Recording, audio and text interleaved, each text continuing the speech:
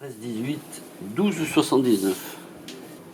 J'ai deux binômes, Charlotte et Fiona. 14, 62 d'abord. Donc les deux petites jeunes, il faut pas. Non, il faut pareil. Je sais pas où il est.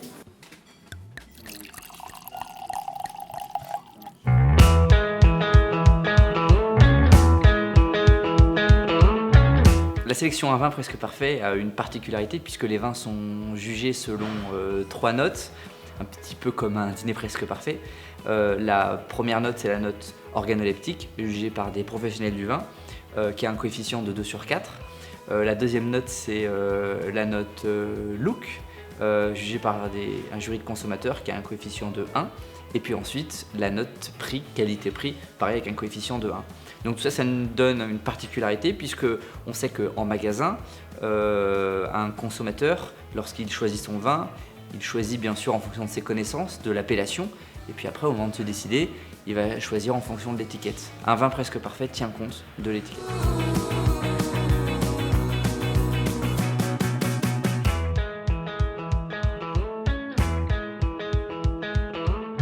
Je pense que c'est vraiment une belle sélection parce que voilà, on essaye de faire ça vraiment sérieusement. Et derrière, il y a à la fois une sélection au niveau du gustatif, mais au niveau du packaging, au niveau marketing. Je pense que c'est vraiment un très très bon guide. Et les gens font pas fausse route en sélectionnant les vins dessus.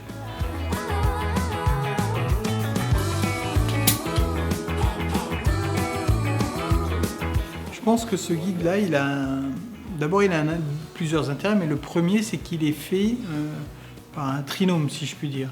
Il y a effectivement des sommeliers, il y a les producteurs tout d'abord qu'il faut remercier parce qu'eux envoient leurs échantillons pour être jugés.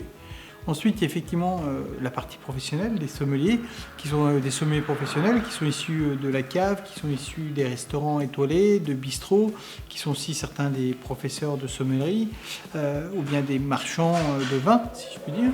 Et puis, il y a aussi le consommateur. C'est-à-dire que le consommateur final qui va juger l'aspect, comme on disait, l'étiquette, les choses comme ça.